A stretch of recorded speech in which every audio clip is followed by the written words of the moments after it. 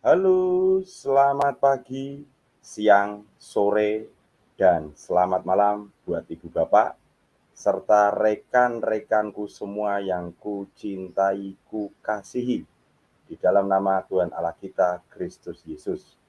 Assalamualaikum warahmatullahi wabarakatuh. Shalom, berkah dalam. Om Swastiastu, Namo Buddhaya, salam kebajikan, Rahayu, Rahayu, Rahayu. Ibu Bapak yang saya cintai, yang saya kasihi, saya Damai Kasih Channel berserta tim Dikias Official, Corpus Christi, dan tim pendamping semuanya. Di saat hari ini, Senin, tanggal 18 Oktober 2021, pukul 17 waktu Indonesia Barat, saya atas nama pribadi DKC dan mohon izin kepada Bapak Ketua, Wakil Ketua, dan jajaran Bapak Pembina, Dewan Pembina, serta teman-teman tim, saya saat ini mengulik gereja dan gereja.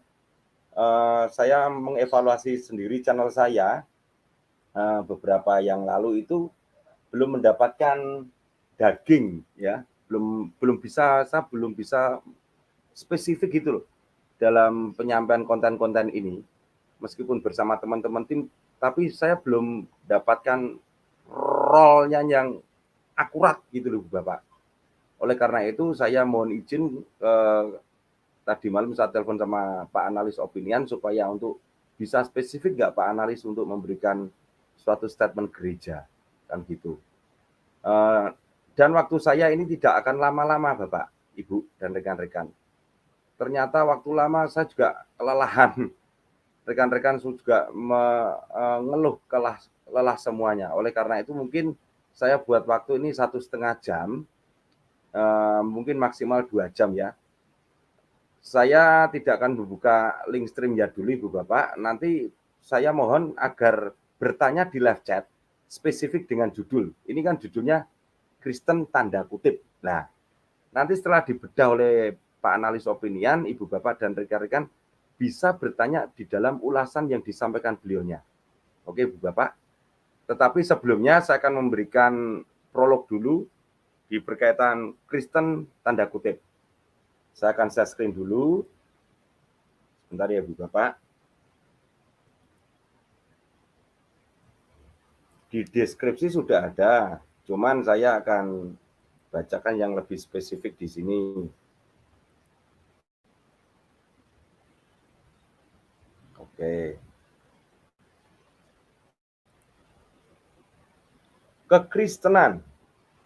Agama Kristen adalah sebuah kepercayaan yang berdasar pada nasihat, hidup, sengsara, wafat, dan kebangkitan Yesus Kristus. Agama ini meyakini Yesus Kristus adalah Tuhan dan Mesias, juru selamat untuk seluruh umat manusia yang menebus manusia dari dosa. Mereka beribadah di gereja dan kitab suci mereka adalah Alkitab. Murid-murid Yesus Kristus pertama kali dipanggil Kristen di Antioquia. Bisa dikutip di Kisah Para Rasul bab 11 ayat 26b. Agama Kristen termasuk malu, satu dari agama Abrahamik yang berlandaskan hidup, nasihat, kematian dengan penyaliban, kebangkitan dan kenaikan Yesus dari Nazaret ke surga, sebagaimana diterangkan dalam Perjanjian Baru. Ibu Bapak dan rekan-rekan, umat Kristen meyakini bahwa Yesus adalah Mesias yang dinubuatkan dalam Perjanjian Lama atau kitab suci Yahudi. Kekristenan adalah monoteisme yang percaya akan 3 pribadi atau secara teknis dalam bahasa Yunani hipostasis, Tuhan atau Tritunggal. Tritunggal dipertegas pertama kali pada Konsili Nikea pertama tahun 325 yang dihimpun oleh Kaisar Romawi Konstantin pertama. Pemeluk agama Kristen mengimani bahwa Yesus Kristus adalah Tuhan dan Juru Selamat. dan memegang nasihat yang disampaikan Yesus Kristus. Dalam kepercayaan Kristen, Yesus Kristus adalah pendiri jemaat atau gereja dan kepemimpinan gereja yang abadi. Bisa dibaca di Injil Matius bab 16 ayat 18 sampai 19, Ibu Bapak. Oke, lanjut. Umat Kristen juga percaya bahwa Yesus Kristus akan datang untuk kedua kalinya sebagai Raja dan Hakim akan dunia ini. Sebagaimana agama Yahudi, mereka menjunjung nasihat moral yang tertulis dalam 10 perintah Tuhan. Kata Kristen sendiri benar guna. Pengikut Kristus atau pengikut Yesus. Murid-murid Yesus Kristus untuk awal mulanya dinamakan Kristen ketika mereka bersama-sama menjadi satu kelompokan di Antioquia. Kisah Para Rasul bab 11 ayat 26. 26b ya. Lanjut dalam pergerakan. Sepeninggal Yesus, kepimpinan orang Kristen diteruskan berlandaskan penunjukan Petrus oleh Yesus. Setelah Petrus meninggal, kepimpinan dilanjutkan oleh para uskup. Ini saya ulang ini, Ibu Bapak. Saya ulang ini. Keren ini. Dalam pergerakan, Ibu Bapak ya. Sepeninggal Yesus, kepimpinan orang Kristen diteruskan berlandaskan itu saya tebali, saya miringkan tulisannya. Berlandaskan penunjukan Petrus oleh Yesus. Jadi Petrus ditunjuk oleh Yesus, Ibu Bapak. Setelah Petrus meninggal, kepimpinan dilanjutkan oleh para uskup yang dipimpin oleh uskup Roma. Pengakuan iman mereka menyebutkan kepercayaan akan Allah Tritunggal yang Maha Kudus, yakni Bapa, Anak atau Yesus Kristus, Roh Kudus, gereja yang satu, kudus, katolik, apostolik, pengampunan dosa, kebangkitan badan, kehidupan kekal. Iman rasulinya. Setelah itu gereja Kristen merasakan 2 kali perpecahan yang besar, ya Ibu Bapak. Perpecahan 2 kali yang besar. Yang pertama terjadi pada tahun 1054. Nah, ini perpecahan yang pertama terjadi 1054. Selang gereja barat yang berpusat di Roma, yaitu gereja Katolik Roma, dengan gereja timur, yaitu gereja Ortodoks Timur, yang berpusat di Konstantinopel atau sekarang disebut dengan Turki. Inilah paru-paru Kristen, Ibu Bapak. Paru-paru Kristiani yaitu Roma dan Ortodoks Timur yang sekarang ada di Turki, Ibu Bapak. Itu paru-parunya. Lanjut ya. Yang kedua, terjadi selang gereja Katolik dengan Protestan. Nah, ini perpecahan kedua. Gelombang kedua ini. Protestan dengan gereja Katolik yaitu pada tahun 1517 ketika Martin Luther memprotes nasihat gereja yang diasumsikannya telah menyimpang dari kebenaran. Ini hanya 2 tok ini sebetulnya. Kalau yang lainnya hanya skisma-skisma kecil-kecil. Tapi yang gede itu yang ini, Bu Bapak dan rekan-rekan. 1054 dan 1517. Itu perlu digarisbawahi, Ibu Bapak ya. 1054 dan 1517. Lanjut. Banyak denominasi gereja kini menyadari bahwa perpecahan itu justru menyimpang dari pesan Yesus yang mendoakan kesatuan di selang para pengikutnya. Ini kutipan Injil Yohanes bab 17 ayat 20 sampai 21, Ibu Bapak. Kutipannya seperti ini. Demikianlah sabda Tuhan. Dan bukan untuk mereka ini saja aku berdoa, tetapi juga untuk orang-orang yang percaya kepadaku oleh pemberitaan mereka, supaya mereka semua menjadi satu, sama seperti engkau, ya Bapa, di dalam aku dan aku di dalam engkau, supaya mereka juga di dalam kita, supaya dunia percaya bahwa engkaulah yang telah mengutus aku. Demikianlah Injil sabda Tuhan. Terpujilah Kristus. Doa ini, doa ini kemudian menjadi landasan dari gerakan ekumenisme yang dimulai pada awal masa waktu 100 tahun ke-20. Oke, sekarang kita berjalan ke liturgi. Oke, sebentar, saya hapus ini. Ya. Liturgi.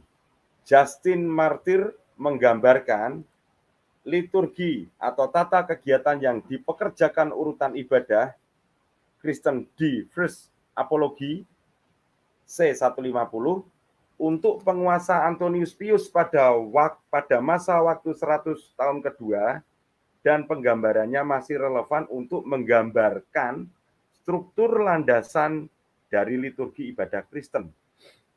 Justin menggambarkan orang Kristen bersama-sama menjadi satu kelompokan untuk ibadah bersama pada hari Minggu, yaitu hari Yesus bangun dari kubur.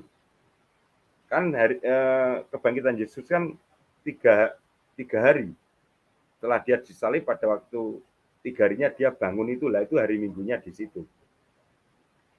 Oke, lanjut ya. Yaitu hari Yesus bangun dari kubur. Pembacaan firman Tuhan diambil dari Perjanjian Lama dan Perjanjian Baru.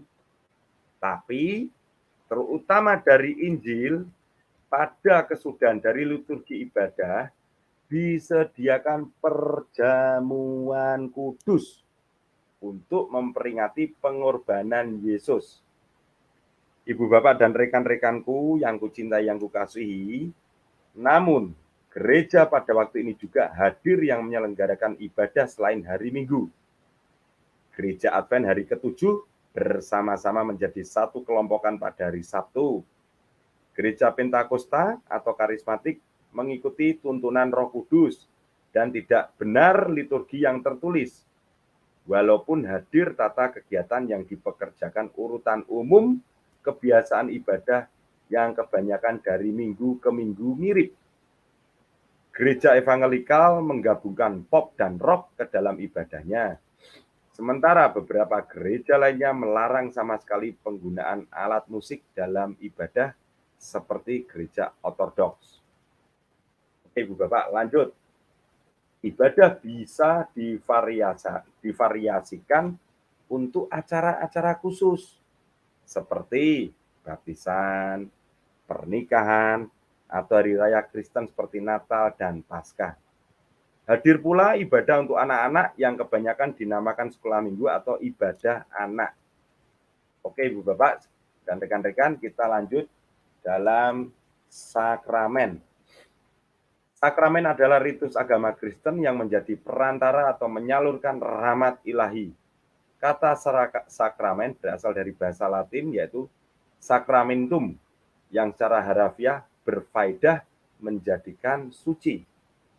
Malu satu contoh penggunaan kata sakramentum adalah sebagai sebutan untuk sumpah bakti yang diikrarkan para prajurit Romawi. Istilah ini kemudian dipakai oleh gereja dalam pengertian harafiahnya dan bukan dalam pengertian sumpah tadi. Oke, kita lanjut ke kalender liturgis. Komunitas Katolik Roma, Anglikan, dan Kristen Protestan mengatur ibadah dalam jadwal kalender liturgis. Hal ini termasuk hari-hari suci, misalnya hari perenungan yang memperingati sebuah peristiwa di dalam hidup Yesus Kristus, hari-hari puasa, atau atau perayaan-perayaan biasa seperti hari memperingati orang-orang kudus. Komunitas Kristen yang tidak mengikuti tradisi kalender liturgis kebanyakan masih tetap merayakan perayaan-perayaan tertentu seperti Natal, Paskah, dan kenaikan Yesus ke surga. Beberapa gereja sama sekali tidak memakai kalender liturgis. Oke, kita lari ke simbol. Ibu Bapak dan rekan-rekan, sekarang kita berjalan simbol. Salib yang waktu ini adalah simbol kekristenan yang sangat remeh dikenal di seluruh dunia, telah dipakai simbol Kristen pada zaman sangat awal. Lambang ikan juga nampaknya hadir di urutan teratas lambang favorit setelah salib. Lambang ikan dipakai oleh karena kemiripan 5 huruf konsonan yang membentuk kata ikan atau iktis, yang mana bisa dipakai sebagai singkatan untuk menggambarkan Yesus. Eusous, Kristus, Theu, Yeus, Soter. Berfaedah Yesus Kristus, anak Allah atau penyelamat. Orang Kristen awal mula-mula suka untuk menghiasi makam-makam mereka dengan ukir-ukiran dan gambar tentang Yesus, orang-orang kudus, peristiwa dari Alkitab, dan perlambang-perlambang lainnya. Orang-orang Kristen awal tidak benar pemikiran negatif mengenai gambar, ukiran, maupun patung.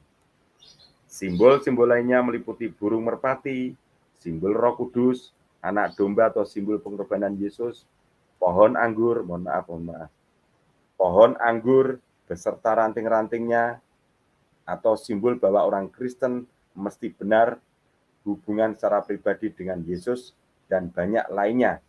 Semua ini, Ibu Bapak, diambil dari ayat-ayat Alkitab Perjanjian Baru. Ya. Sekarang kita sebentar lagi ya. Baptisan. Baptisan adalah sebuah ritual dan sakramen memakai air yang menandakan seseorang berkomitmen menjadi seorang Kristen dan tergabung menjadi anggota gereja. Hadir gereja yang memperbolehkan baptisan dengan air yang dipercikan, misalnya Kristen Protestan, Gereja Katolik, dan Ortodoks. Hadir gereja yang mengharuskan baptisan dilakukan dengan diselamkan ke dalam air seperti Yesus, misalnya Pentakosta dan Karismatik. Oke, sekarang kita lanjut dalam doa. Pengajaran Yesus tentang doa pada khotbah di bukit menggambarkan bahwa doa secara Kristiani hanya memakai sedikit faktor eksternal atau tidak hadir sama sekali. Seperti misalnya mesti menggambar simbol-simbol tertentu atau mesti menyembelih hewan-hewan tertentu terlebih dahulu sebelum berdoa. Dalam doa secara Kristiani, semua perilaku-perilaku yang menekankan untuk teknik-teknik berdoa yang memakai faktor eksternal seperti yang tadi diceritakan kebanyakan dituduh sebagai pagan atau paganisme, yaitu penyembahan berhala. Karena itu, dalam doa secara Kristiani yang ditekankan adalah cukup hanya perlu dipercaya untuk kebaikan Tuhan ketika berdoa. Di seluruh perjanjian baru, penekanan terhadap kebebasan untuk datang untuk Tuhan ini pun ditekankan. Keyakinan ini mesti diamati dari sudut pandang kepercayaan Kristen terhadap hubungan yang unik selang orang yang percaya dengan Yesus lewat Roh Kudus. Ibu, Bapak, dan rekan-rekan yang kukasihi, yang kucintai, dalam tradisi lanjutan, beberapa gerakan sebelum berdoa dianjurkan seperti misalnya membuat tanda salib, berlutut, atau membungkuk. Kebiasaan melipat tangan, menyatukan kedua tangan di depan dada, atau mengangkat tangan pun terkadang sering dilakukan untuk meningkatkan konsentrasi ketika berdoa dan mengekspresikan inti doa. Itu sedikit penjabaran literasi dari DKC. Ibu, Bapak, dan rekan-rekan yang saya cintai, yang saya kasihi, di sini sudah hadir narsum utama, yaitu Saudara Bapak Analis Opinian, yang dimana tadi saya sudah menyampaikan, mungkin dari literasi yang saya sampaikan tadi akan dibedah oleh Bapak Analis Opinian berkaitan dengan Kristen tanda kutip. Lucu ya judulnya ya, memang lucu. Tapi nanti sebentar ada iklan lewat, sebentar, mohon maaf saya mute dulu.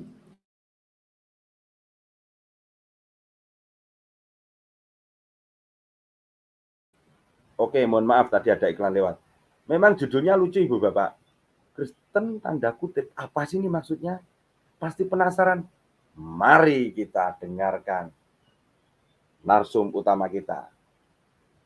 Selamat sore Pak Analis Opinian, berkah dalam. Tuhan memberkati Pak. Silakan Pak.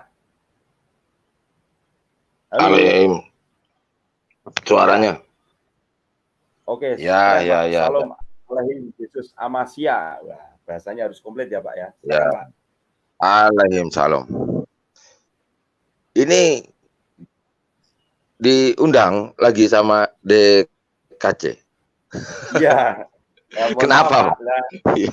Lah saya selama ini mulai dari berbagai sejarah gereja dari part 1 sampai part 4 belum mendapatkan daging, Pak. Ya sudah daging tapi belum dapat daging lagi, Pak. Ini saya mohon dengan hormat kepada Pak Analis Opinian, waktu mungkin terbatas, Pak. Saya ingin mendapatkan daging supaya para pemirsa yang di live chat dan nanti yang memutar ulang itu juga mendapatkan kesan yang oh ini toh inti sarinya di sini. Gitu loh Pak Analis. Gitu, Pak. Silakan Pak Analis. Waktu Iya. silakan, Pak. Iya, ini daging maksudnya mau minta sekaligus dimasakin ini sepertinya ini daging.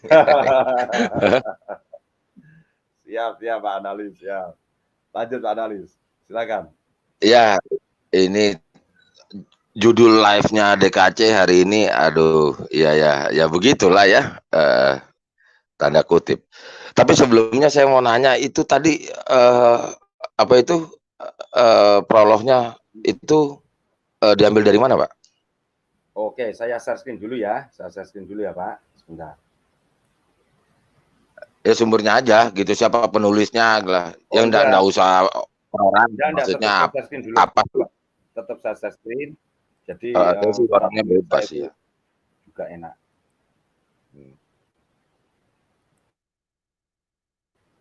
Ya maksudnya saya enggak bertanya harus ini harus itu. Saya kan apa aja gitu loh. Saya orangnya bebas apa aja gitu. Ya. Enggak milih-milih kasih. Ini ya. Pak, sudah nampak ya Pak? Sudah nampak ya Pak? Nah ini Pak. Ya sebetulnya saya enggak tahu siapa yang bikin www-nya ya.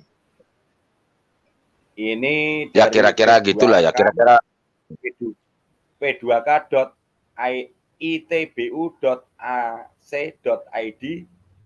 Nah itu Pak, bla bla bla bla bla. Itu Pak. Silakan Pak.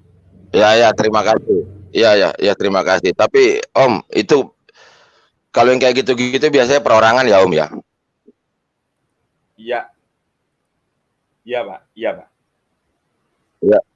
Ya perorangan ya. Ya udah. Ya nggak apa-apa. Ya saya kayak gitu-gituan saya ndak ini kok gitu. Benar gitu karena mau perorangan apa lembaga apa yayasan karena kan itu ya demikian aja adanya begitu. Apakah salah enggak? Ya di sini bukan nyari salah benar mana yang ini enggak bukan. Cuman ya gitu deh gitu. Ya enggak usah dibahas lah. Ya pokoknya demikian lah. Terima kasih yang penulisnya. Gitu. Ya. Udah memaparkan dari sudut sang penulis gitu. Iya. Ini sesuai dengan judul, ternyata Pak DKC judulnya kok ya sama lah sama yang kemarin ya seperti apa ya kurang lagi kan begitu ya Pak DKC ya kan tentang warna-warni atau jenis-jenis gereja begitu Pak ya.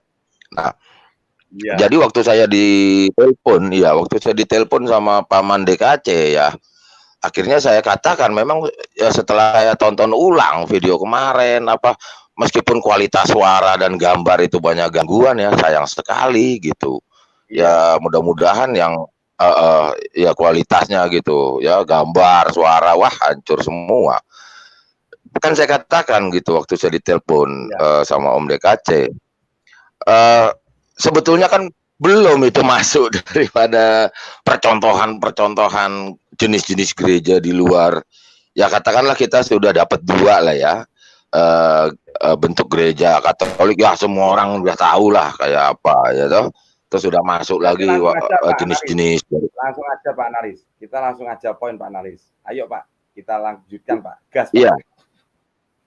Iya jenis-jenis daripada Protestan demikian nah sekarang kan jenis-jenis di luarnya kan gitu di luarnya kayak apa nah waktu Pak DKC konfirmasi dengan saya untuk live hari ini, saya ngambil salah satu contoh kan gitu aja. Ya, salah satu contoh yaitu gereja Mormon kan begitu, Pak. Ya toh? Nah, disinilah yang mau obrolin lah begitu tentang bentuk gereja Mormon tersebut. Salah satu contoh ya, jangan salah. Ya.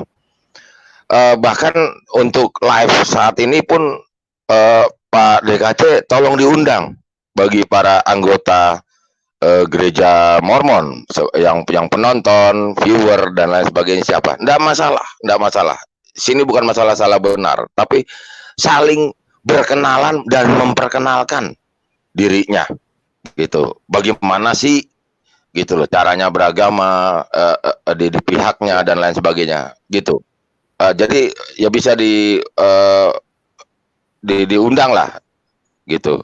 Tolong diucapkan bagi para pemirsa YouTube, ya kan? Iya. Yang anggota gereja. Kalau jangan saya tidak tahu personil-personilnya apa, tidak punya nomor teleponnya Pak Analis Opininya, nanti tak kasih tape loh jenengan. Saya harus pengumuman di YouTube saya ini, saya pengumumkan ya.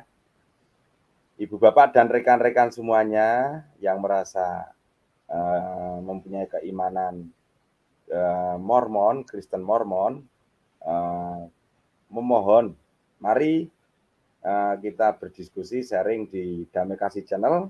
Kita ingin ngobrol-ngobrol kedalaman, bukan menggali ke dalam enggak ya. Berdiskusilah, saling sharing gimana sih dari keimanan Kristen Mormon itu seperti apa. Kita juga nanti akan menerima dari semua sharing, berbagi sharingnya dari Ibu Bapak dan rekan-rekan yang punya keimanan Kristen Mormon. Terima kasih. Kami mohon kehadirannya. Kalau sudah hadir nanti dituangkan di live chat. Boleh ngasih kode saya Mormon. Nanti saya bagikan link streamnya. Terima kasih Bapak dan rekan-rekan, Tuhan berkati. Sampun Pak Analis, monggo Pak Analis. Oke, lanjut.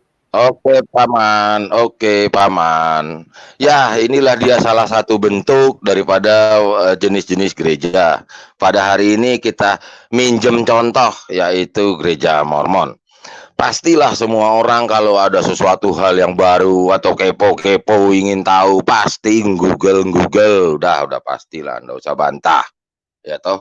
Nah, sudah berapa kali saya katakan ya toh, entah itu Google, entah itu Mbah Google, entah itu Wikipedia atau apa juga, atau narasi-narasi dari www pribadi dan lain-lain. Oke sajalah begitu.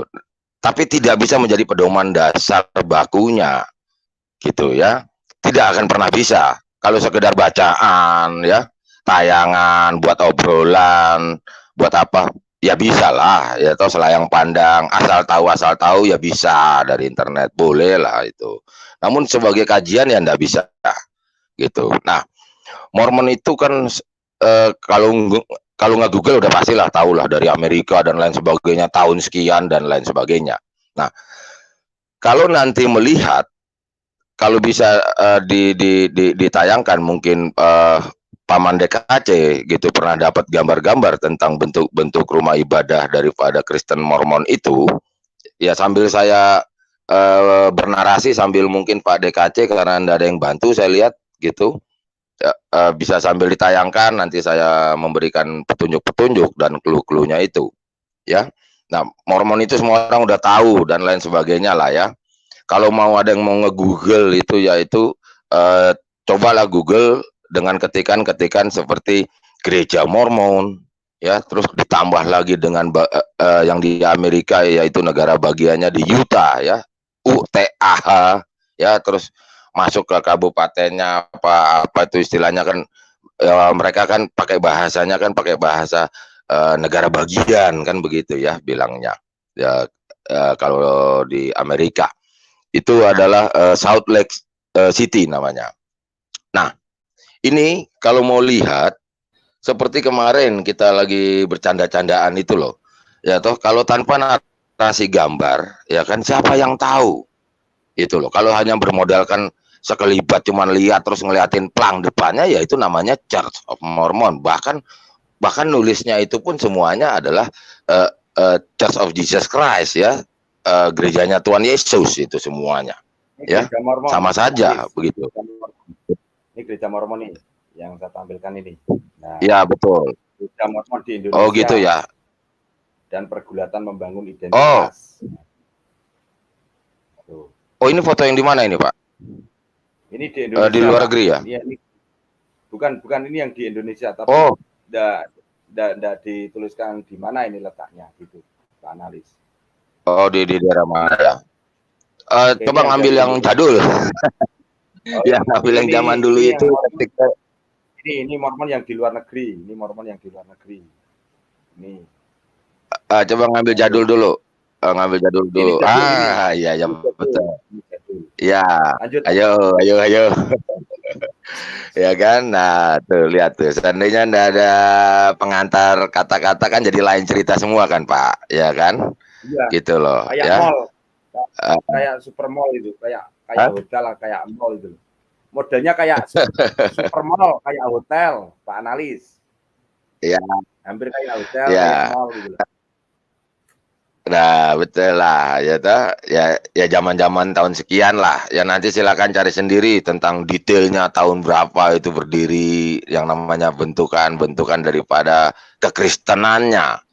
Coba sebelum saya paparkan lebih dalam atau lebih luas dan ini, coba lihat dulu gambar Tuhan Yesusnya. Foto-foto Tuhan Yesusnya.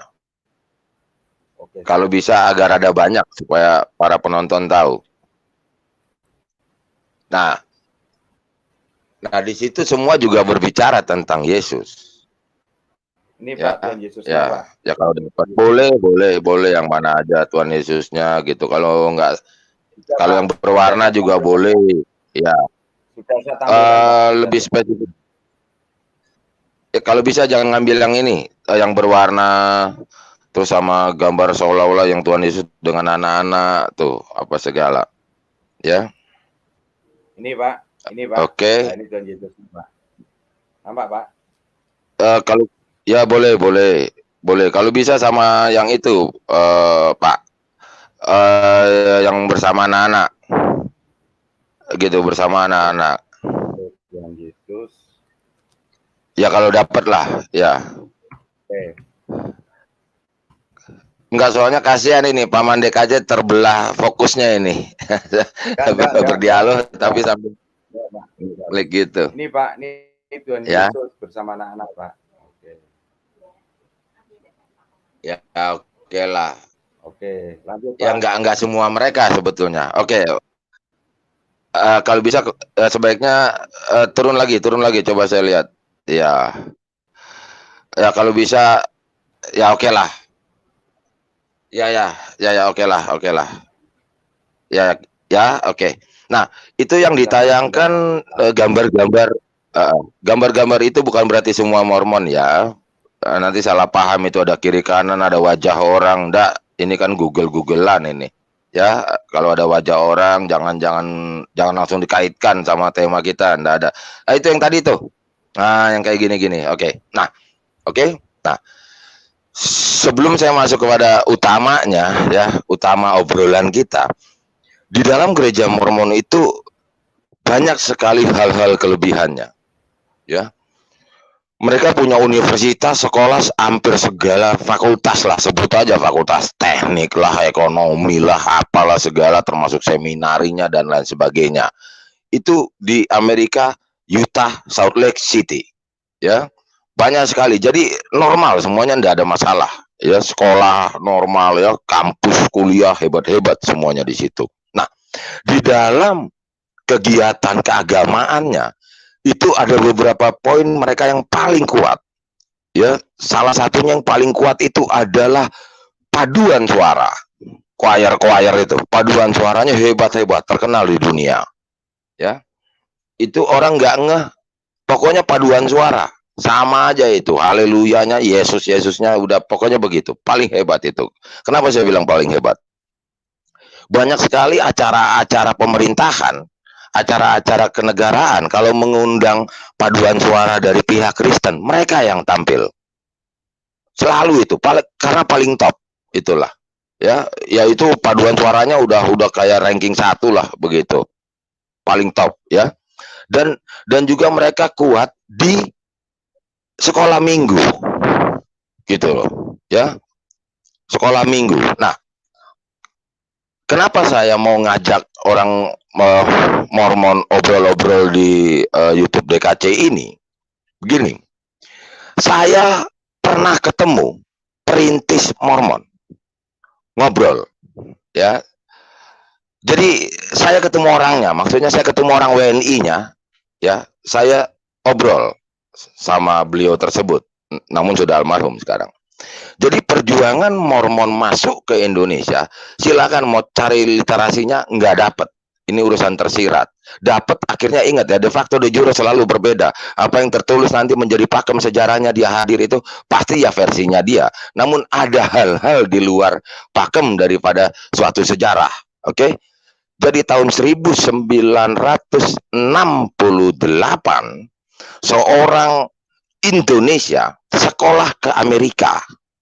Ya, itu jarang sekali, masih zaman-zamannya jarang orang-orang apa ya, orang Asia atau orang Indonesia lah ya, kuliah lah. Nah, jatuh kuliahnya itu bukan di tempat, istilahnya kalau zaman sekarang bilangnya bukan yang kota pelajar gitu loh. Ya saya juga kurang ngerti lah, nanti kalau temannya Om DKC itu Uncle Rianto yang memang tinggal di Amerika ada tuh, ya boleh tanya deh. Amerika itu kan ada istilahnya ciri-ciri kota pelajar gitu ya. Lupalah kalau dibilang di UCLA apa-apa gitu ya. Kalau baca-baca ada Berkeley University, kan itu kota pelajar, Pak. Nah, ini kebetulan orang Indonesia ini di Utah, Salt Lake City. Nah, WNI tersebut sendirian satu-satunya orang Indonesia, bahkan orang Asia di negara bagian itu tinggal karena dia sekolah kuliah tugas gitu. Nah, tengok sana tengok sini nggak ada orang, nggak ada yang kenal, nggak ada yang apa, dia lihat itu ada gereja. Nah, dan juga ya beliau itu seorang WNI ternyata memang beragama Kristen, titik. Ya, kita ndak lanjutkan kosakata kedua. Wah, ada gereja nih, dia masuk. Ya, toh biasa saja. Ternyata gereja Mormon itu pertama kali dimasukin sama orang yang berwajah beras Asia. Gitu loh, wajar lah. Nah, dianggap kayak wisatawan, turis ya biasa lah itu kayak gitu-gituan. Cuman kan ini pertama kali gitu loh pada tahun itu. Udah akhirnya ya disambut lah, biasalah sama apalah istilahnya majelis gereja apa-apa. Wah, sangat welcome gitu loh, sangat welcome sekali. Minggu-minggu selanjutnya sampai antar jemput ke apartemen. Udah, singkat cerita aja, akrab lah akhirnya ya toh, karena memang si orang Indonesia yang kuliah itu kan ya nama juga agamanya Kristen, rutinitas ke gereja, nggak ngerti membedakan itu. Waktu dia di Indonesianya tentu ya biasa-biasa saja toh pada tahun itu loh ya toh, jadi belum kritis dan belum sensitif gitu perbedaan tentang gereja-gereja dan kekristenan ya, karena suasananya juga wah paduan suaranya hebat dan sebagainya ya. Silakan penonton YouTube DKC Damai Kasih Channel yang beragama Kristen Mormon, silakan masuk sini dialog dengan saya tidak urusan masalah teologi ya, saya tidak urusan masalah salah benar. Di sini kita mau mengenal jenis-jenis gitu ya. Bahkan saya mau katakan nih, ada sejarah ceritanya nih di balik sejarahnya gitu loh. Nah, sudahlah, selesailah semua lah ya, menjadi akrab, saling kontak ya. Zaman dulu jangan ngayal punya HP lah, jangan ngayal punya email, punya apa, itu surat-suratan pakai perangko ke kantor pos itu. Pulanglah ke Indonesia, singkat aja udah begitu ya. Ya sebelumnya nih ya, supaya tahu dulu, waktu dia di Utah Salt Lake City di gereja Mormon itu sangat disambut, bahkan diundang ke mimbarnya ya, tuh perkenalan saya orang Indonesia gini semuanya ya kan, terus dikasih cendera mata dan lain sebagainya. Udah selesai dulu, pulang ke Indonesia, tek semua. Sekitar tahun 1972 orang Indonesia itu didatangi, ada tamu katanya. Dari mana? Ternyata datang dari Amerika gitu loh. Rupanya ya nama juga orang nama juga orang beragama, orang apa kan, biasalah pakai istilah misionari atau apa gitu ya. Datangnya ternyata singkat aja cerita, ya kaget dong. Ya dulu kan gaya-gaya kartu nama gitu ya. Halo Pak DCKC, sunyi ini. Halo. Halo, aduh hilang lagi. Iya Pak, mohon izin Pak, di sini baru transportasi udara Pak, jadi saya mute biar tidak terganggu Pak. Lanjut Pak, saya mute ya Pak, transportasi udara Pak. Silakan Pak. Itu ada saya tampilkan foto Joseph Smith Pak, Joseph Smith Pak. Silakan Pak. Ya, ya, ya. Nah, jadi singkat cerita aja begitu, cara misionarinya itu adalah staf-staf kedutaan Amerika itu ternyata beragama Mormon, gitu loh. Lalu karena dia megang modal kenal seorang WNI di Jakarta, maka dia bertamu biasa saja untuk minta, ya namanya juga kan teman gitu loh ya, kali ada bisa ngikut perkembangan apa segala untuk memperkenalkan tentang jenis Kristen Mormon itu di Indonesia. Hanya begitu saja gitu, pertemuan 1, 2, 3 terus akhirnya kayak basi gitu loh, pertemuan mungkin tidak cocok gitu omongan, sudah sampai di situ ya toh. Ya mungkin yang namanya juga orang ya, tetap berjuang lah ya toh. Akhirnya ternyata ya bisa bertumbuh sendiri gitu tanpa orang yang saya pernah dialog itu, ya sudah gitu. Karena orang yang dialog itu rupanya diberitahu oleh ring satunya, entah family entah apa, untuk tidak melanjutkan pembicaraan itu. Nah, saya masuk dulu ke tentang bentuk-bentuk gerejanya itu. Saya tidak bicara teologi ya. Mereka itu pakai susunan biasalah, seperti agamawannya, pucuk pimpinannya dengan istilah namanya presiden, ya itu. Nanti kalau nge Google pasti nggak ketemu yang kayak gitu, gitu. Kecuali kalau nge Google pakai bahasa Inggris, ya, gitu. Sebab juga jangan salah, info-info itu ada yang sudah dipaparkan dengan cara Indonesia, namun menjadi Inggris itu nanti beda. Nanti dikiranya itulah yang asli. Bacaan-bacaan itu nggak gitu, mesti yang memang sumbernya Inggris yang bacanya Inggris, beda sama yang tadinya udah disadur menjadi Indonesia terus kita salah ngetik jadi yang tadinya udah Indonesia menjadi Inggris lagi kan gitu.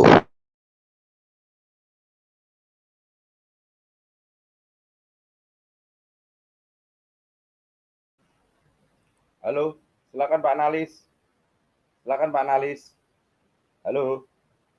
Ya, Nah, Pak. tokohnya itu adalah namanya Joseph Smith seperti yang tadi Pak DKC katakan. Nah, itulah yang dianggap nabi oleh pihak mereka. Itulah namanya the prophet Joseph Smith, JR, ya, itu nabi.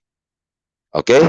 Nah, di Amerika itu sampai sekarang di posisi itu jutaan pengikutnya dan penguasa mendominasi, mayoritas agamanya adalah Christian Mormon di Utah, Salt Lake City. Mereka memang mayoritas menguasai parlemen, DPRD setempat, dan lain sebagainya. Bahkan setiap presiden Amerika, kalau berkunjung ke provinsi-provinsinya, ke negara-negara bagiannya, berkunjungnya ke gereja Mormon. Artinya kenapa? Mereka secara berbangsa, bernegara, bermasyarakat, nggak peduli teologinya apa. Gitu. Ya, presidennya ke sana. Bila mana sedang ada kunjungan ke negara bagian Utah. Oke, jadi tidak bisa melihat bahwa salah benarnya atau apa dan lain sebagainya itu hanya sekelibat sekedar begitu, tidak bisa. Langsung kita nyatakan dia salah, dia benar, dia salah, nggak bisa, gitu loh. Semua presiden Amerika, presidennya negara mereka itu, halo, putus ya? Waduh. Ya, enggak lanjut. Halo, Pak Analis, dengar suara saya Pak Analis? ya. Analis. Ya, siap. Analis. Ya. Tapi kenapa di Indonesia kok mudah dengan mengatakan bidat gitu ya Pak ya? Dengan di luar negeri itu kok bisa menghormati dalam keyakinan keimanan orang lain gitu loh Pak. Di Indonesia kok mudah banget mengatakan sesat bidat gitu ya Pak ya. Silakan lanjut Pak. Monggo Pak. Iya Pak. Hal-hal kayak pendapat Paman DKC ini sebetulnya tidak bisa disalahkan Pak dalam konteks akademis. Karena kan setiap mindset dalam pikiran orang kan terbentuk oleh lingkungannya Pak. Gitu loh. Kan saya sudah bilang bahwa hal-hal dalam konteks agama ini pun tanpa disadari secara alami orang tata cara berpikir. Pasti kan terkondisikan oleh keadaan wilayahnya. oleh kondisi daripada kehidupan ring satunya lah yang kayak gini-gini, yang kayak gitu-gitu, gitu loh, ya kan? Ini memang enggak bisa kita ngelihat salah benar di sini. Ya demikianlah hasilnya daripada dan bagi saya hal-hal kayak Om DKC ini keluar pendapat gitu, lahir pendapat begitu, bagi saya ndak heran gitu loh. Karena ya setelah terbentuklah di dalam mindsetnya ayah DKC ini gitu loh Pak. Maka itu ya ndak bisa gitu. Kenapa sih orang selalu ngucap gini, ngucap itu? Ya memang terbentuk gitu loh. Ya di samping daripada ada orang ngucap-ngucap sengaja ya, gitu loh di samping itu ya. Nah, eh, saya kembali lagi ke tentang jenis itu. Nah, silakan nanti telusuri apa itu nabinya, nabinya namanya Joseph Smith ya dan lain sebagainya. Ternyata penghormatan bagi masyarakat di sana, termasuk Presiden Amerika itu karena agama Kristen jenis itu sangat membanggakan rasnya orang Amerika, etnis Amerikanya di dalam ajaran-ajaran kekristenan Mormon itu. Mereka orangnya ini loh, bangga dengan etniknya gitu. Jadi ya mereka tidak dapat menolak juga jenis agama tersebut karena di dalam agama Kristen Mormon itu sangat apa ya bilangnya menyanjung atau sangat apa karena kan nabinya saja orang Amerika gitu loh. Terus juga lempengan petunjuk daripada ajaran-ajarannya pun diterima ya di tanah Amerika oleh si Nabi Joseph Smith itu tuh yang dengan seperti kayak Abraham menerima wejangan apa segala seperti itu.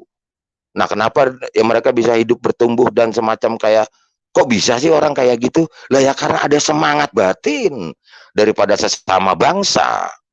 Itulah namanya gereja Kristen Mormon gitu loh. Ya tentu mereka juga akhirnya ya merambat keluar bangsanya sendiri seperti di Kanada juga sekarang ya mereka juga banyak juga ya pengikutnya.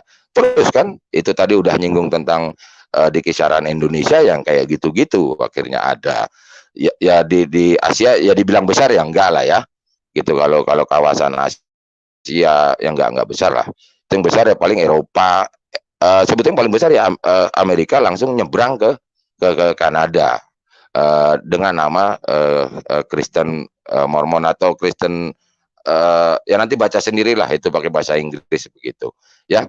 Nah itu bagi awam pasti keliru-keliru lah melihat-lihatnya. Saya tidak masuk teologi ya, saya ulang-ulang lagi itu.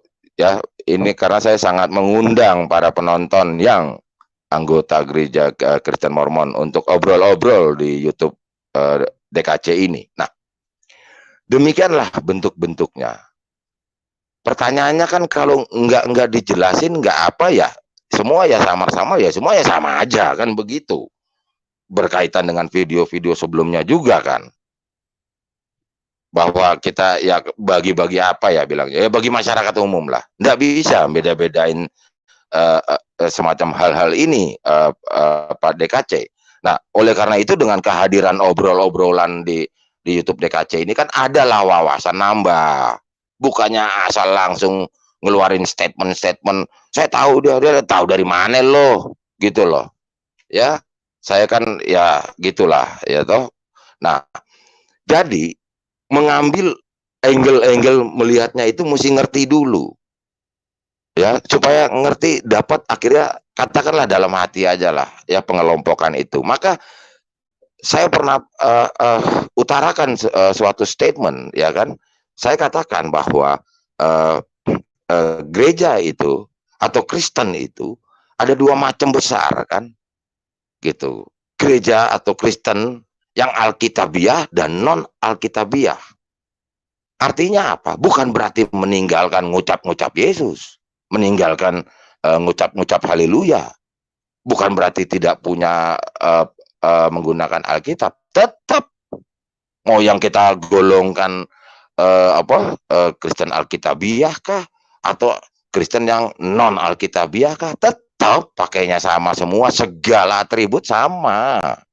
Gitu kan. Cuman kan ada clue-cluenya yang mana yang membedakannya. Saya kembalikan dulu Pak DKC, mungkin iklan atau ada pertanyaan atau ada komentar di ruang komen, silakan Pak.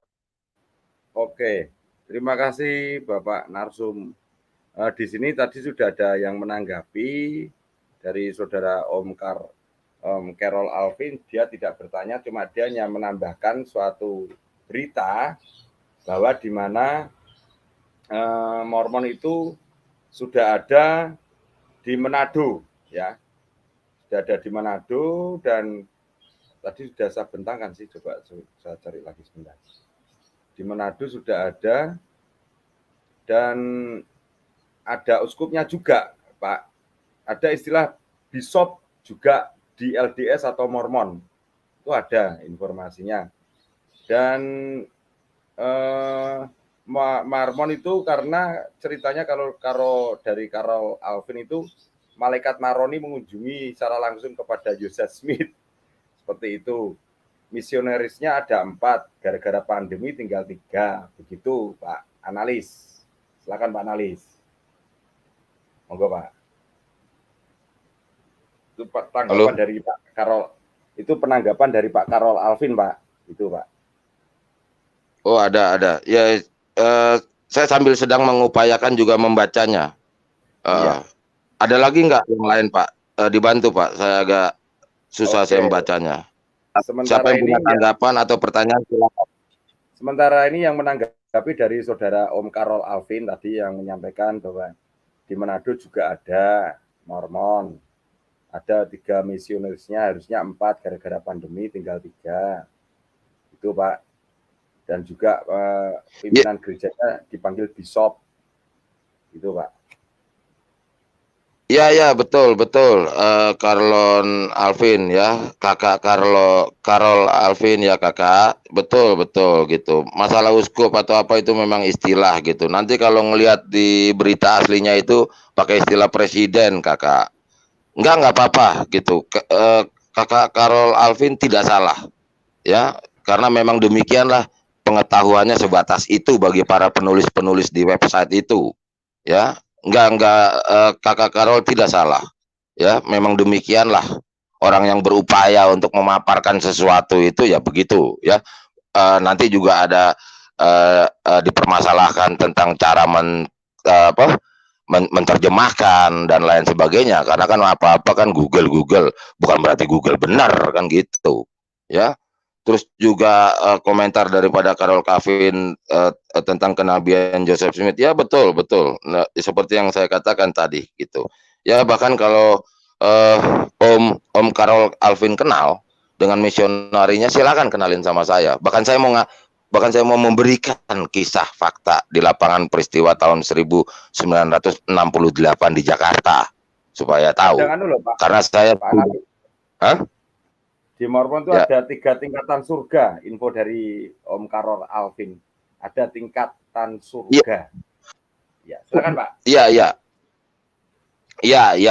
itu masuk teologi lah ya.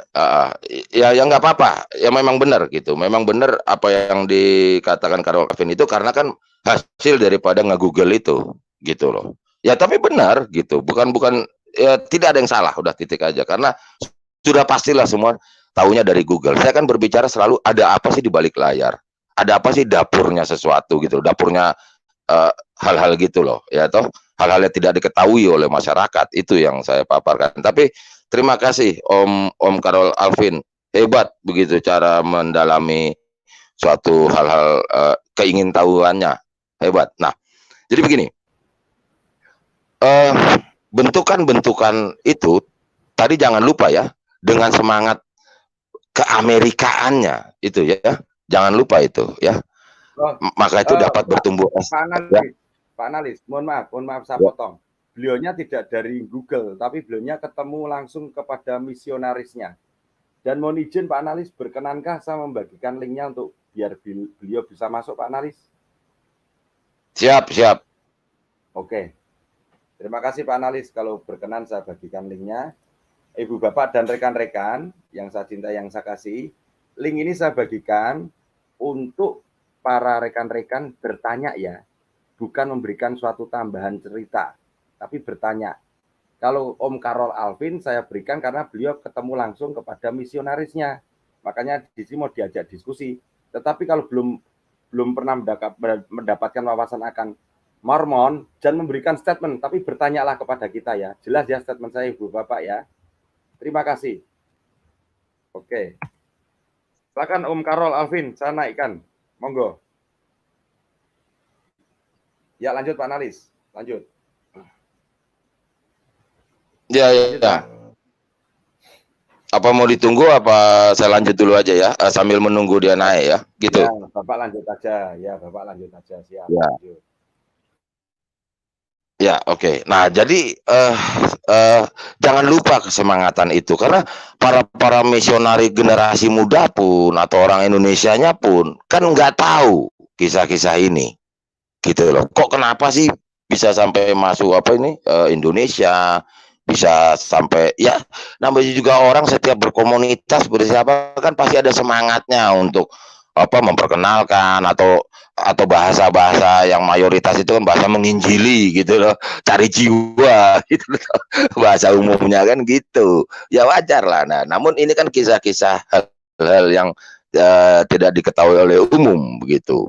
Nah, jadi kesemangatan daripada sebagai orang Amerika itu kuat di situ. Sampai-sampai presidennya sampai hari ini. Presiden sampai hari apapun ya, presiden negara adidaya itu, negara Amerika itu, kalau ada kunjungan ke wilayahnya mereka atau bahasa kita provinsi ya, ke provinsi mereka, mampirnya situ, gitu loh. Artinya kenapa?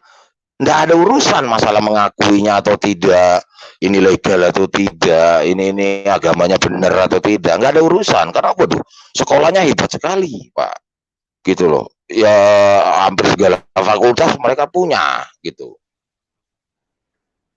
Ya silakan, siapa nih? Aduh, suara hilang lagi. Sabar. Sudah jelas. Hilang. Jelas. Selamat Jelas, datang Om Kritisi Onivora di DKJ Tim Berkah Dalem. Selamat malam menjelang subuh. Siap. Silakan, Rahayu. Halo. Rahayu. Tunggu dulu.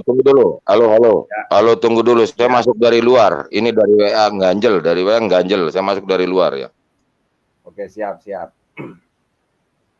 Loh, Om Carol itu ternyata sudah pernah bertemu ya dengan misionaris Mormon ya Om ya? Iya, beberapa kali saya Di mana mengikuti posisi di mana ya? ketemunya? Posisi terletak di kota mana ketemunya itu? Oh, di tempat saya. Oh, tempat gitu. saya di pasar malah justru di kedai kopi, rumah kopi. Wih. Tempat Mormon kan tidak boleh minum kopi sama teh. Oh, gitu. Minum kopi, teh tidak boleh.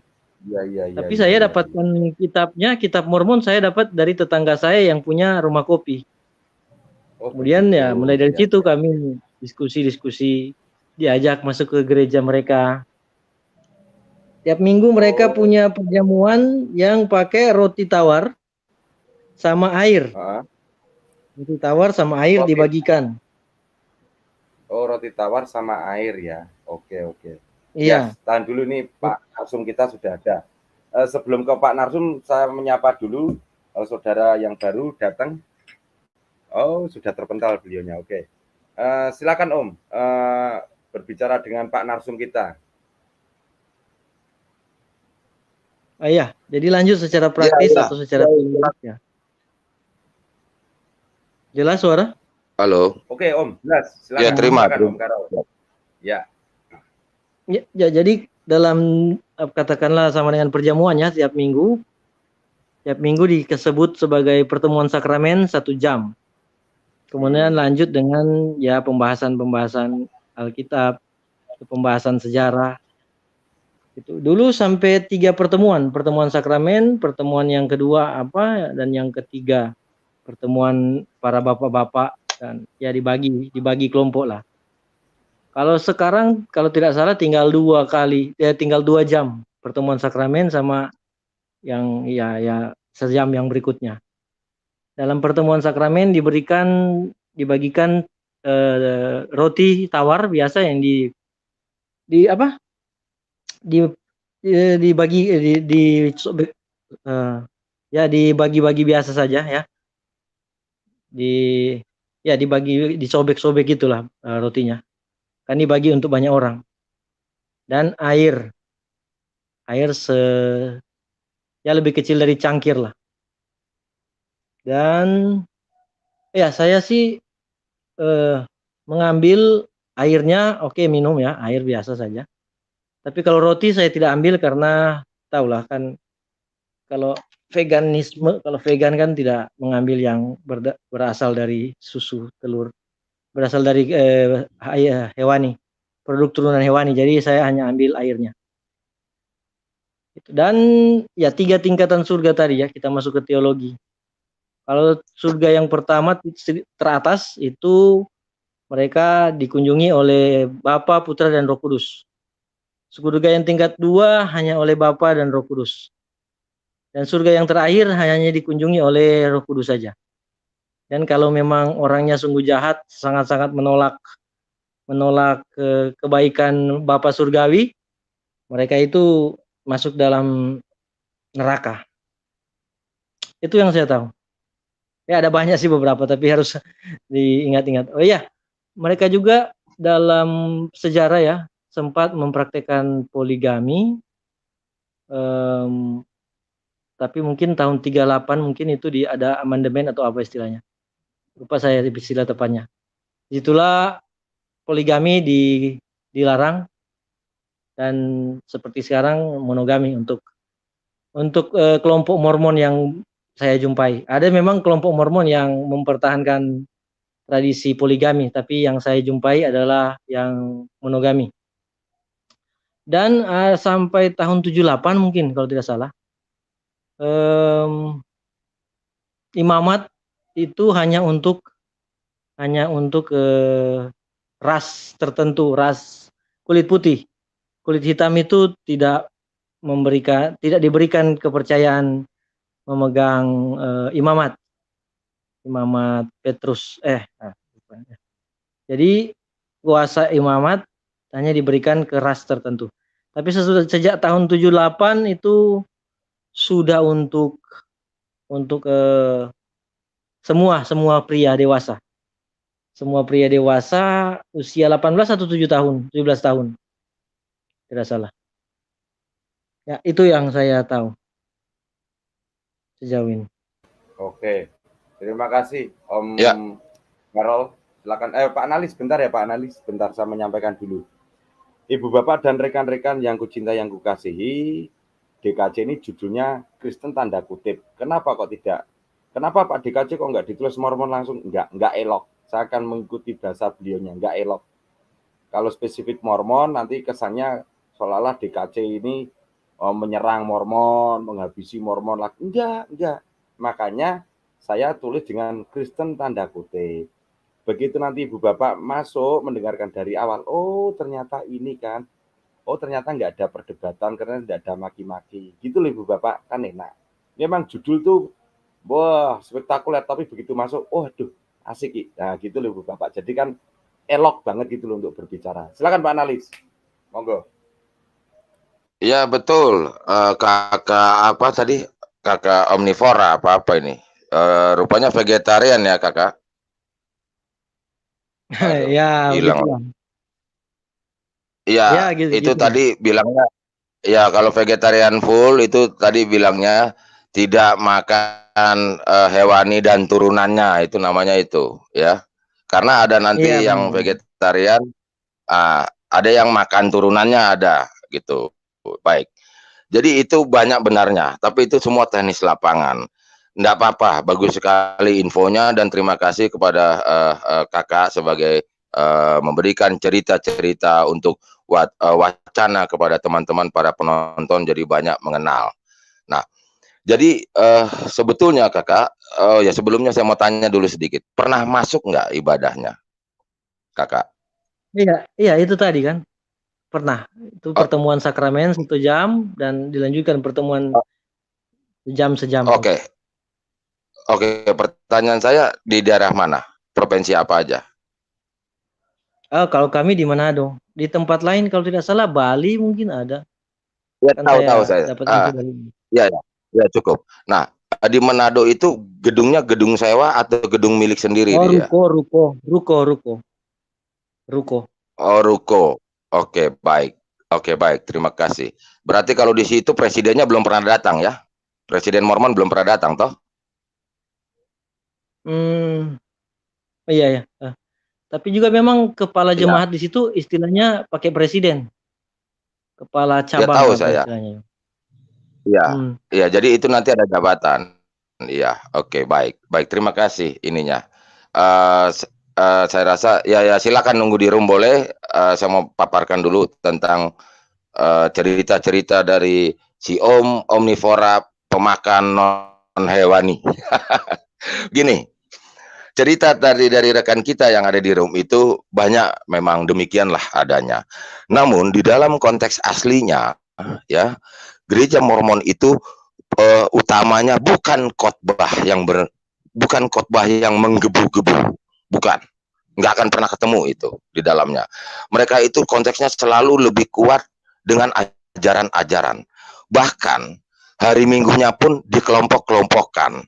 Ada kelompok gender dan kelompok usia. Jadi seperti masuk-masuk kelas hari Minggu. Saya tidak tahu sih kakak Omnivora mungkin tidak merasakan itu karena tidak di dalam gedung yang sesungguhnya. Kan tadi cerita di ruko mungkin sewa mungkin apa, namun aslinya nggak gitu. Aslinya adalah lebih kuat daripada ibadah minggunya itu langsung dikelompok-kelompokkan. Apakah Benar, kakak benar, Omni benar, dengar benar. saya dan tahu itu? Iya, iya benar. Kan sesudah rukonya kan sekitar 2 tingkat. Tingkat yang di bawah yang pertama itu untuk pertemuan umum, pertemuan sakramen. Sesudah pertemuan sakramen memang dibagi kelas.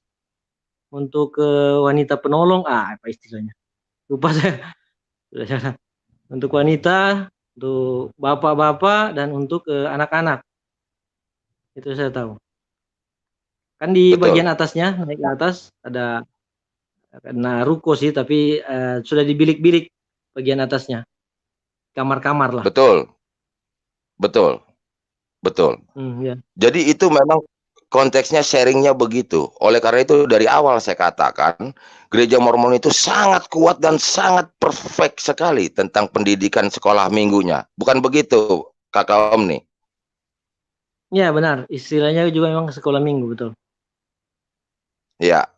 Nah, jadi kepada para penonton yang suka mengkutip-kutip gambar Yesus yang cakep itu, gayanya padahal dia orang Kristen Katolik, padahal dia orang Kristen Protestan Ori, padahal dia kalau ngomongin agama kayak udah paling jago, paling hebat jadi YouTuber.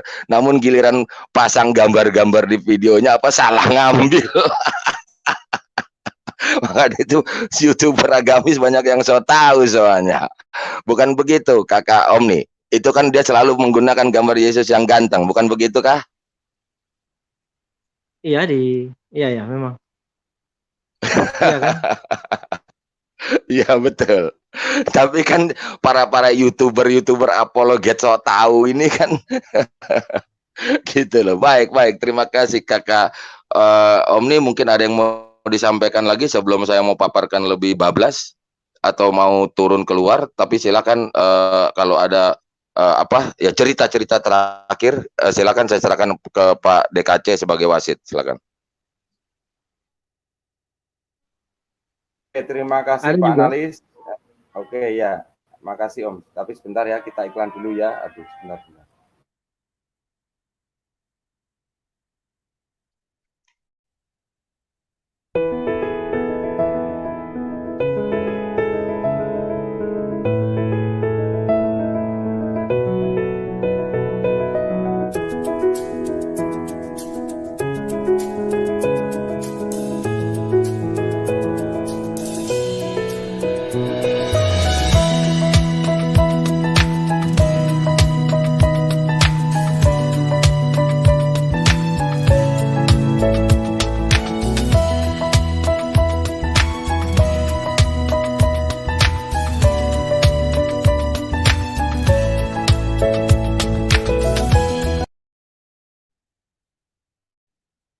Oke, terima kasih atas kehadirannya, kerawuhannya, dan kedatangannya Om Carol Alvin Alsian alias Om Kritisi Omnivora.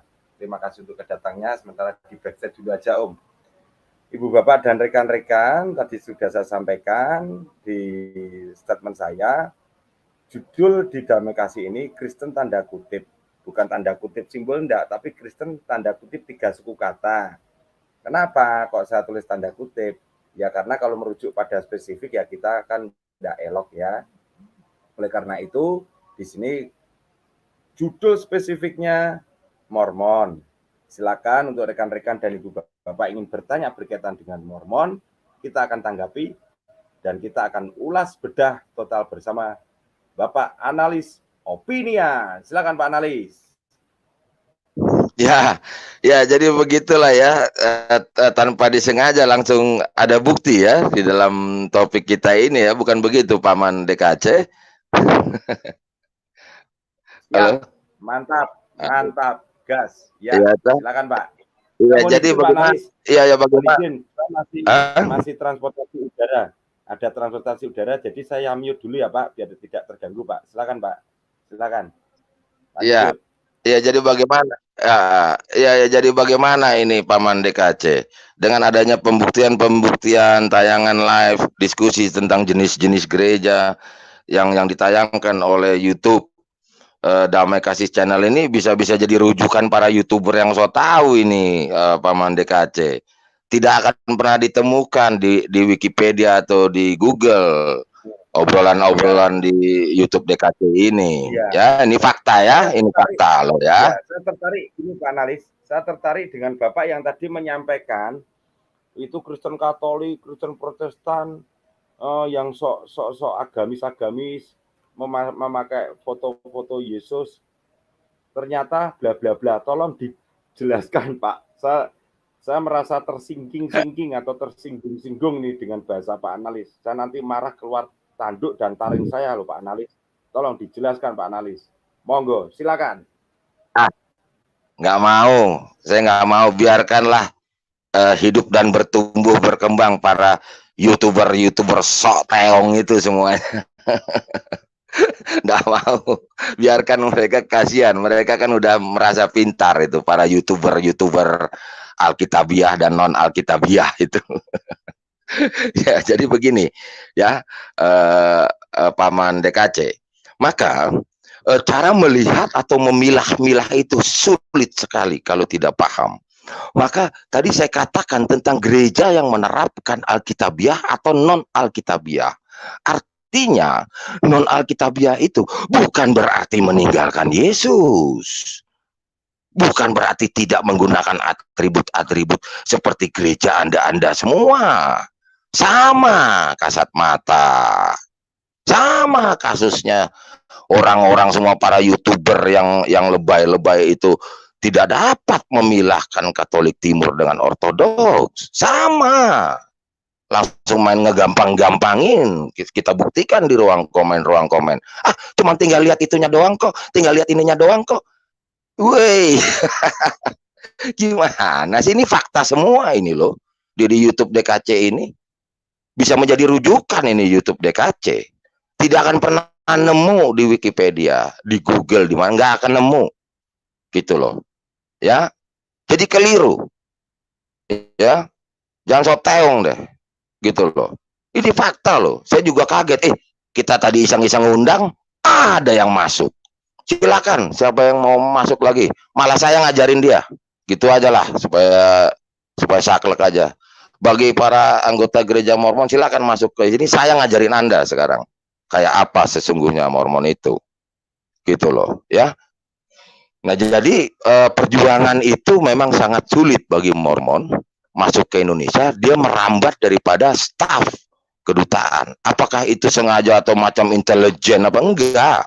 Karena masyarakatnya di provinsi Utah itu memang boleh dibilang 95% kali, gitu loh. Ya mereka kan kerja biasa saja, kerja di parlemen, kerja di mana kan biasa saja, ya toh. Namun caranya itu dan mereka penginjilan itu juga mereka merasa karena pernah kenalan sama seorang WNI tahun 1968 itu. Zaman dulu kan wah udah keren dong, orang WNI sekolah sana, orang berangkat pakai nyetak kartu nama dulu, kalau dapat teman baru kan pakai kartu nama jadul ya kan. datang dia gitu loh, ingin coba begitu untuk ini. Nggak ada maksud apa-apa semuanya. Nah, kalau mau agak sedikit berbicara tentang teologianya, ya saya tidak akan masuk begitu. Cuman yang saya mau katakan, gereja-gereja yang non alkitabiah itu dasar awalnya tidak ada niat menghina Yesus. Ini harus tahu dulu, gitu loh. Harus tahu cara membedakannya. Tidak ada niat. Kemarin saya sudah buktikan.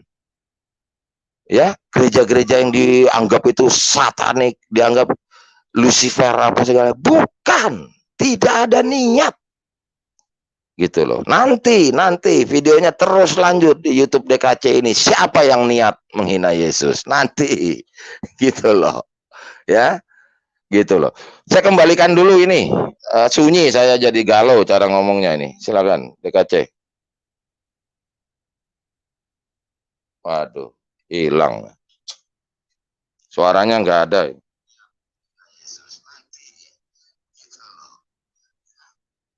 Mohon izin Pak Analis. Saya mohon izin karena masih transportasi udara Pak Analis. Masih transportasi udara, saya mute Pak Analis. Jangan mutung ya Pak Analis. Nek mutung nanti tak kasih siomel loh. Pak Analis, ini halo Pak Analis, suara Anda jauh Pak Analis. Siap. Ya. Pak Analis. Ya. Nah, halo. Jangan ngambek, jangan mutungan dulu. Jangan ngambek, jangan mutung karena saya mute transportasi udara Pak Analis. Ini saya bertanya Pak Analis. Itu saya tampilkan di screen itu ada foto yang Yesus yang ganteng Pak Analis, ganteng itu, keren tuh. Jadi ini banyak tertipu ya. Saya sebagai orang Katolik pun tertipu ya. Ternyata memakai lukisan foto Yesus dari Mormon ya Pak Analis ya. Nggak tahu lah. Profil YouTube Analis Opinion kan goblok. Udahlah, nilai sendiri aja gitu. Saya nggak mau terlampau ini, nanti saya kan goblok gitu. Ya udah gitu aja. Gitu loh. Ya kok gitu loh Pak Analis. Ya tuh, renungkan sendiri. Jadi selama ini pertanyaan saya, selama ini saya sebagai orang Katolik berarti memakai profil Yesus yang seperti ini berarti itu hasil karya dari teman umat Kristen Mormon kah Pak Analis? Tolong dijawab Pak Analis, jangan menjawab seperti itu enggak elok. Itu enggak elok itu. Enggak tahu dah. Indonesia loh, sedunia. Loh, YouTuber gede loh. Awas loh. YouTube DKC loh, sok-sokan ngomong. Berarti lagi ngomongin YouTuber gede-gede yang cerdas itu loh. Ya, waduh, ini YouTuber DKC kurang ajar ini. Ngomong-ngomongin YouTuber raksasa ini semua. YouTuber raksasa pada pinter-pinter loh, Pak. Aduh. Silakan. Oke. Aduh, aku kena lagi nih sama Pak Analis ini. Ya, ternyata Ibu Bapak dan rekan-rekan kita banyak tertipu loh. Media-media patung, foto Yesus yang keren-keren ternyata hasil dari umat Kristen Mormon nih. Aduh, Pak Analis ini saya mute dulu, dilanjut dulu Pak Analis. Ini transportasinya semakin ramai Pak Analis, jadi nanti terganggu sampai suara sana nggak enak. Silakan Pak Analis, lanjut. Ya kasih iklannya aja dulu lah. Iklannya dikit, saya napas dulu nih, ambil minum. Kasih iklan dulu lah.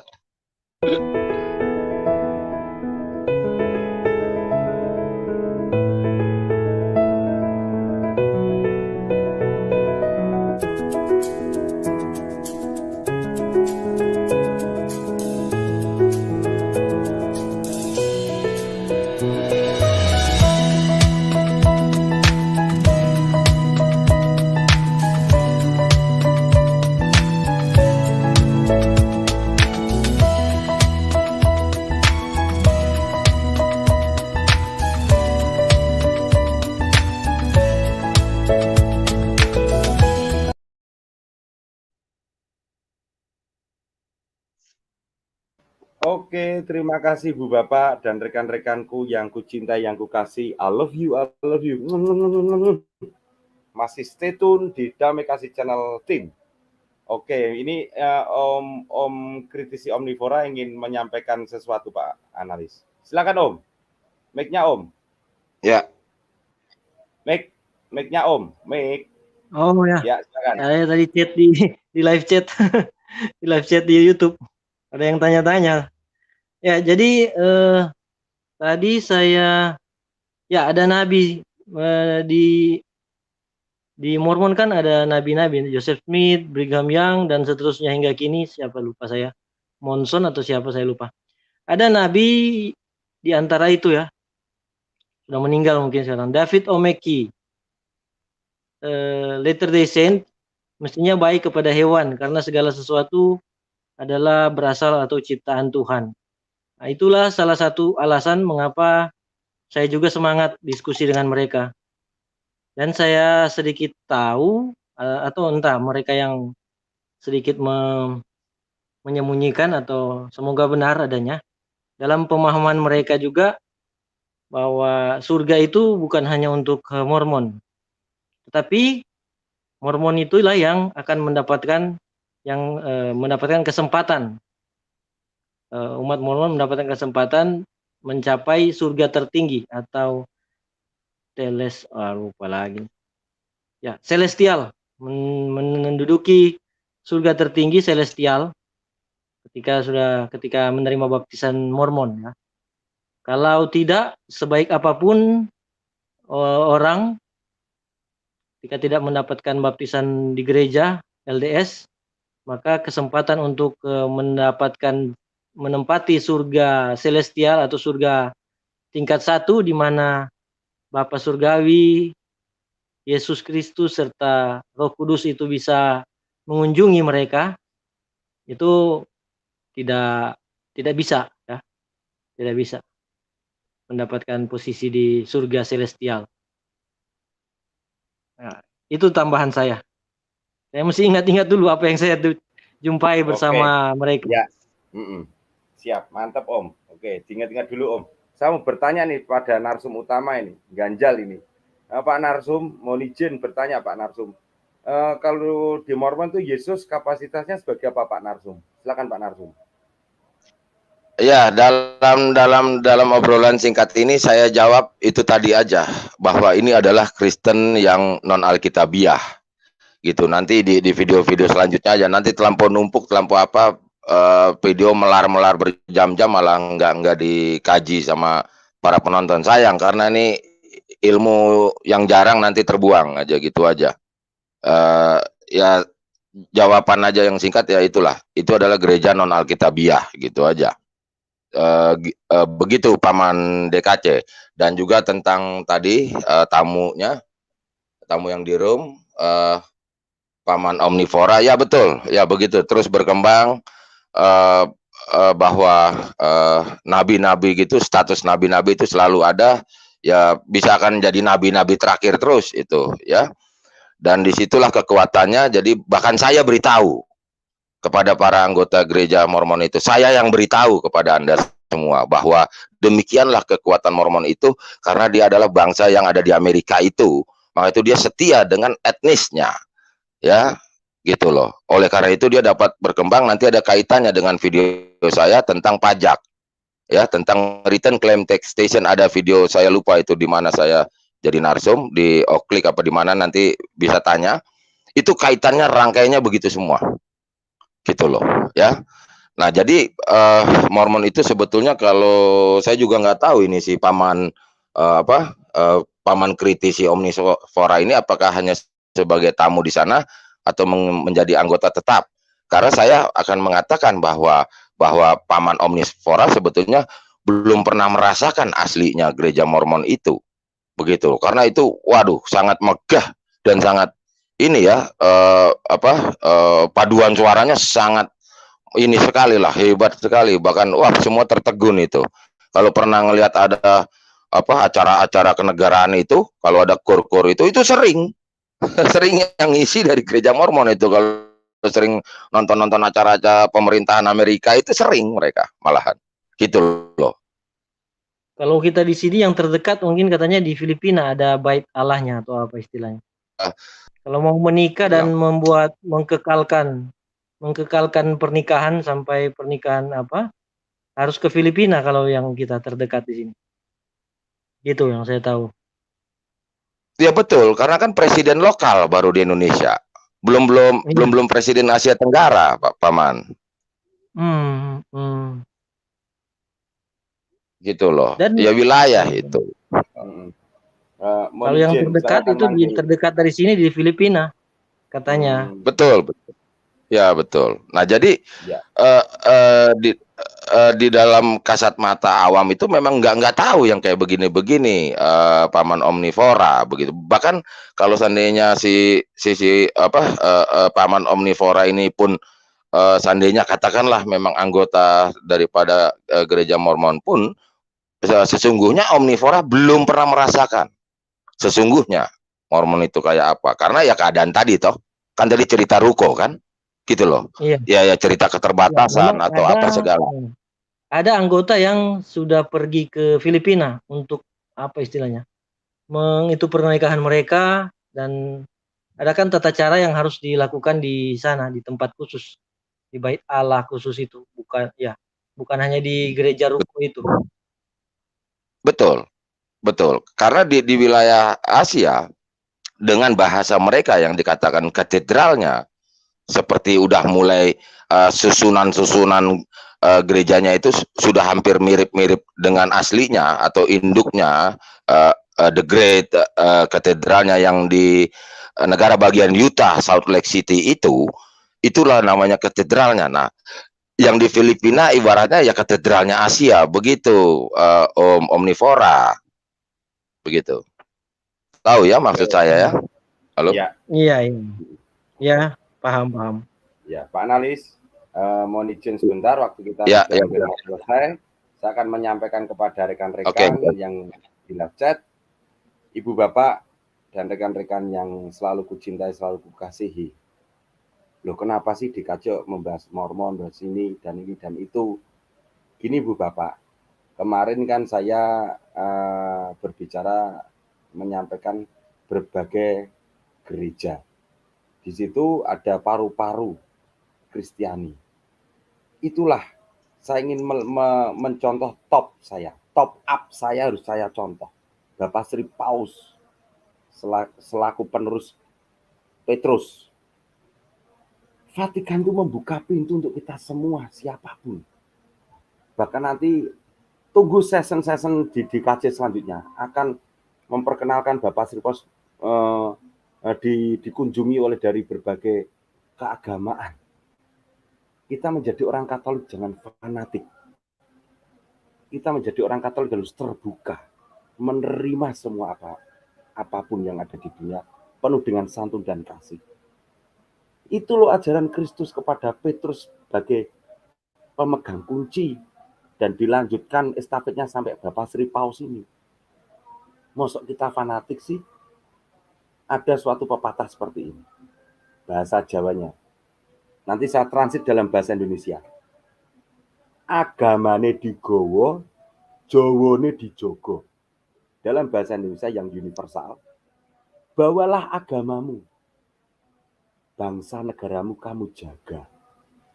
Keren kan? Luar biasa kan? Itu.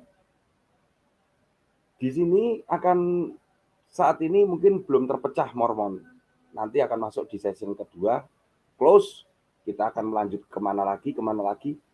Ini membuka mata untuk awam Katolik dan saya secara pribadi kemarin sampai intro lagu saya tambahkan foto Bapak Sri Paus dengan Bapak Patriark Ortodok Timur, Bapak Sri Paus dengan adik kandungnya Katolik Ritus Timur, Bapak Paus menerima kunjungan dari pendeta besar Lutheran yang ada di Jerman.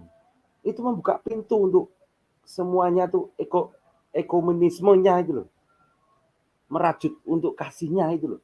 Mosok kita nggak mencontoh beliau yang ada di atas sih. Tetapi untuk pengajaran Katolik tetap itu pengajaran pembelajaran awam Katolik tetap. Itu sudah ada ruang waktunya untuk sama di tim ada dengan Om Gia. Nanti estafet dengan saya juga. Tetap pengajaran Katolik harus ke sumsum kita, harus ke nadir kita. Tetapi kita juga harus membuka pintu untuk semuanya biar mengenal.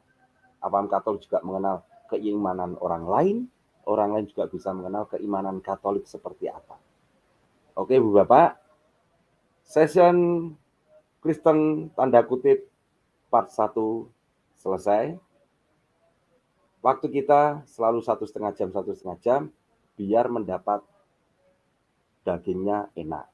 Oke Bu Bapak, akhir kata dari kami semuanya, mohon maaf. Closingnya mungkin bisa di-closingkan Pak Analis dulu, silakan Pak Analis. Ya, terima kasih Paman DKC dan juga terima kasih teman ngobrol kita Om Omnivora. Closing statementnya dalam tayangan live di YouTube DKC ini, kok narasinya Om DKC kayak gitu? Kan bisa saja ada orang yang masih ingin memandang-mandang atau memilih ikon versinya Mormon, ya toh gambar-gambar Yesusnya kan cakep, atau malu nanti besok disobek kan malu. Para youtuber yang raksasa, kalau istilahnya DKC, youtuber raksasa itu kan nanti malu ngaku-ngaku pengikut Kristus yang sesungguhnya, namun pegangan yang ya gitu deh. Ya kan, jadi biarkan sajalah Pak DKC, biarkan itu. Ya biar, ya oke lah. Oke, terima kasih semuanya, saya pamit, saya keluar, terima kasih. Oke, terima kasih Pak Analis. Ibu Bapak dan rekan-rekan semuanya, mohon maaf apabila ada ucap tutur kata kami semuanya yang kurang berkenan. Semuanya yang sempurna adalah milik Tuhan. Akhir kata dari kami semuanya, wabillahi taufik wal hidayah. Wassalamualaikum warahmatullahi wabarakatuh. Shalom, berkah dalam Om. Santi-santi Om. Namo Buddhaya, salam kebajikan, rahayu-rahayu. Salam damai Kristus Yesus menyertai kita semuanya. I love you, I love you, I love you. Tuhan memberkati kita semuanya.